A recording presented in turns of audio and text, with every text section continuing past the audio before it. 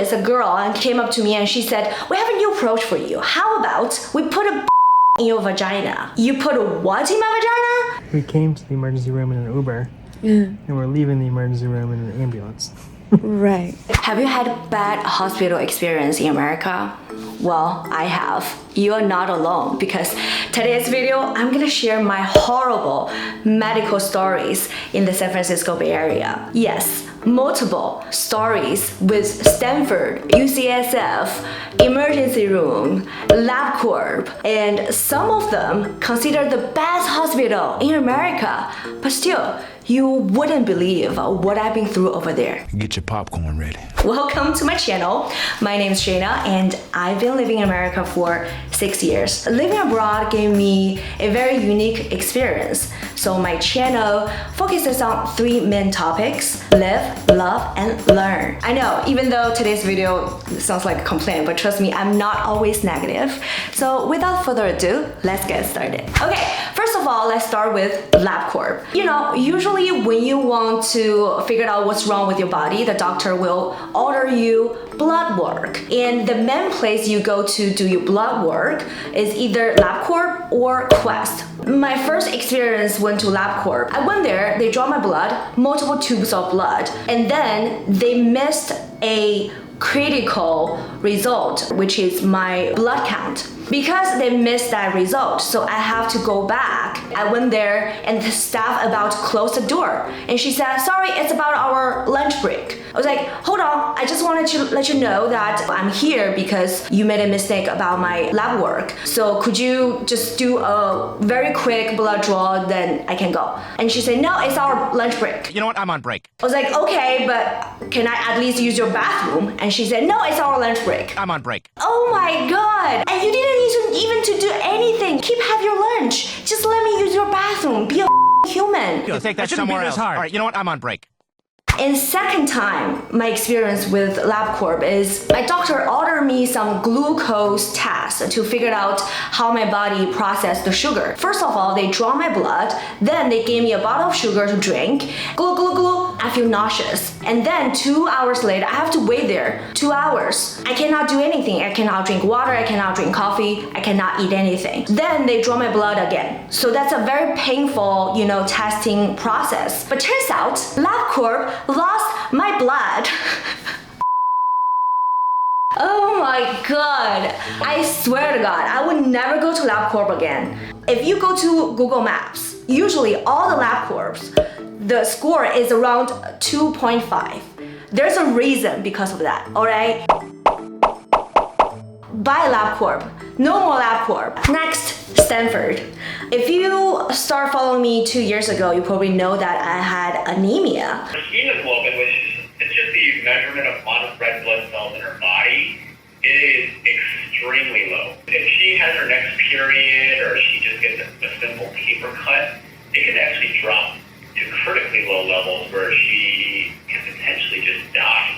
So in order to figure out why I have anemia, I did MRI, ultrasound, and turns out I have a tumor in my uterus. It's called fibroids. If you don't know what fibroid is, it's okay. I'll make another video to talk about it because it's very underreported. But anyways, it's just a tumor. So in order to remove the tumor, I have to do surgery, right? So I go to Stanford, a female gynecologist, did my first fibroid removal surgery. So they put me under anesthesia, and when I woke up, the doctor came up to me, said we couldn't find anything. I was like, what? Wait, is my tumor gone?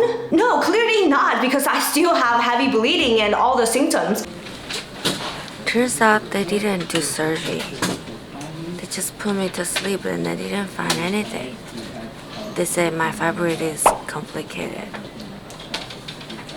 And guess how much she charged me? $17,000. Nothing happened. I still have this tumor with me. What a great experience. Okay, surgery number 2. Obviously, I changed another gynecologist. This time, she removed some of my tumor, but not enough. I still have like 30%. So she wanted to do a follow-up surgery. I was like, okay, let's do a follow-up surgery. So that will be my 3rd surgery. So 3rd surgery is the most bizarre one. I went to the surgical room and they put a gown on me and different nurses come talk to me, ask me, how do you feel? epidural. The anesthesia doctor also talked to me and put the tube. Everything is done. I expect me to go under anesthesia in about a couple minutes. All of a sudden, a nurse came to me and she said, sorry, Mrs. In, we have like a material shortage that we couldn't find a tube to do your surgery now. It's like, what? What do you mean you couldn't find a tube? I'm already naked here and you tell me that you cannot do my surgery? And she said, I know, it's very embarrassing, but our team is trying our best to try to find you a tube to do this surgery. We already have somebody, it's driving to Redwood City right now, but you have to wait another couple hours in here. First of all, does my doctor know that she's gonna do my surgery today? Secondly, why this surgery is so underprepared? You don't have a tube until the last minute. Hello. And guess how much I paid for this surgery? $32,000. Yeah. Well done, Stanford.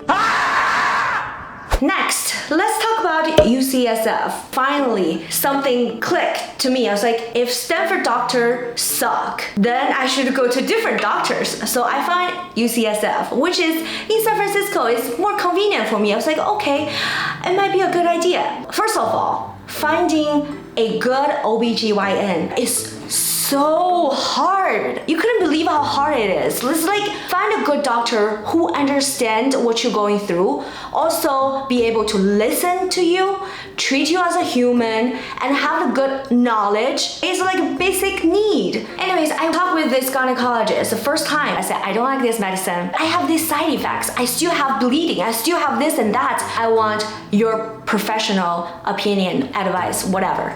Guess what she said? She said, it's really up to you. Like, what? It's up to me? Duh, it's up to me, of course. And guess what? 10 minutes talk. She didn't do any exam. And she charged me almost $400 for this up to me. Like, what the f*** what I'm paying for? I'm paying for you talking to me. It's up to me.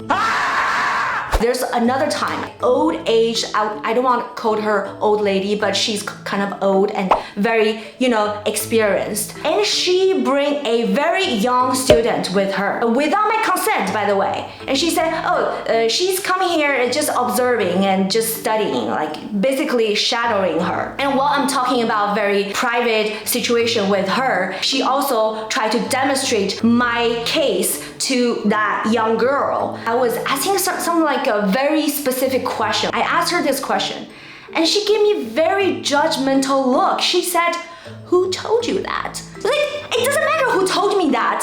Your job is give me your advice. Why you ask me a question when I'm trying to ask you a question? Anyways, I hate those study-based hospitals like Stanford, UCSF. They have so many students. They treat you like study case. You would never have a regular doctor because they just have this speedy rotation. My surgeon right now, I couldn't find her. Finally, emergency rooms.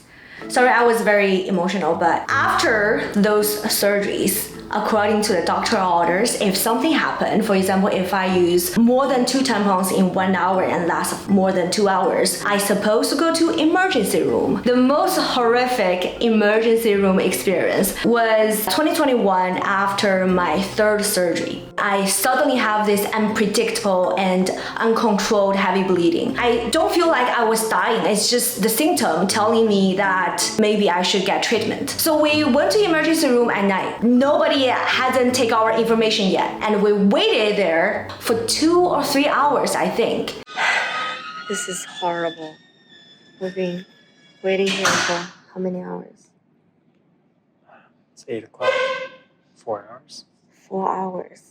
Finally, they took me to the room, but they are not gynecologists, by the way. And especially during the night, there's no specialist in the emergency room. None of them know how to treat me correctly. So they treat me like guinea pig. Basically, they gave me a shot. I think they gave me the wrong solution. It's already 11 and they bring us to this room to have a shot.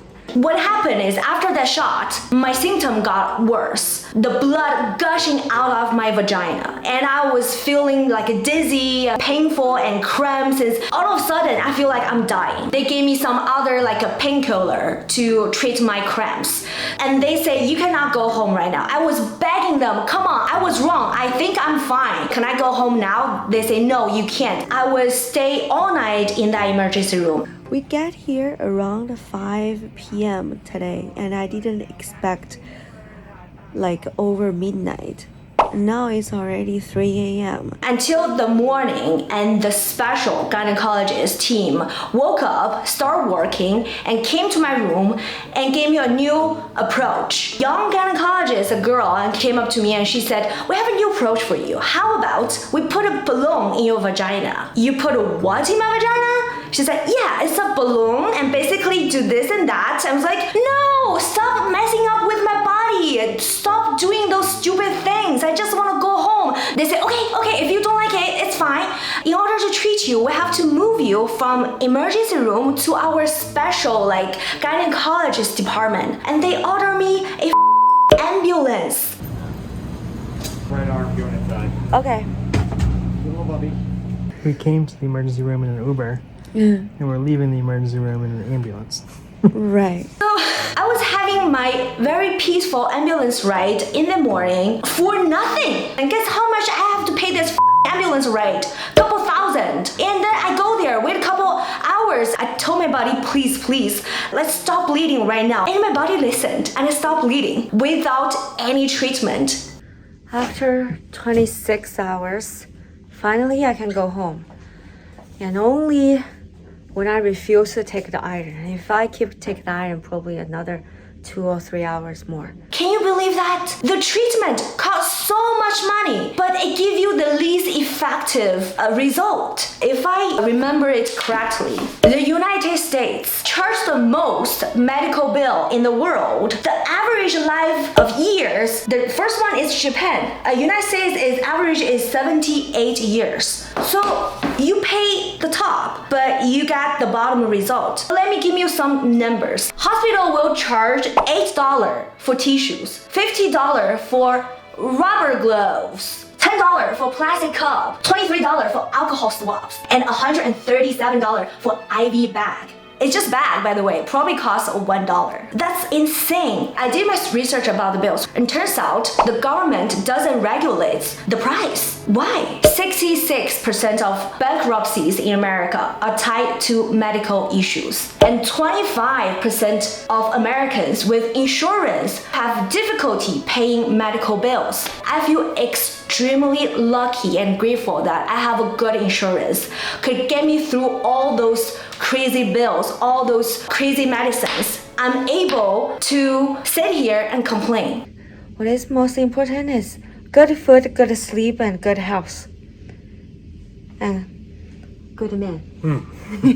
What I learned is look after your own health, take care of yourself, and also maybe do your own research a little bit. I'm not saying don't listen to your doctor. I know those people are well-educated and intelligent people, but you have to listen to your body. Trust your gut feeling, trust your instinct. And the most important is appreciate your life, appreciate the quality time with your family, appreciate your health. Like when you're feeling good, then you should feeling grateful because you don't know how long this feeling gonna last, how long your health gonna last. Spoiler alert, I'm gonna do another surgery on March 30th, end of this month. I don't know how the surgery gonna turns out, but my mindset slowly shift from I'm a victim to I'm a survivor. Now, what I have to do is find a solution, just face it. I hope that will be my last surgery. In next video, I will talk about my fibroid journey. I know that's another level of vulnerability because it's very private. Maybe only ladies would understand. I will be fine and you will be fine too.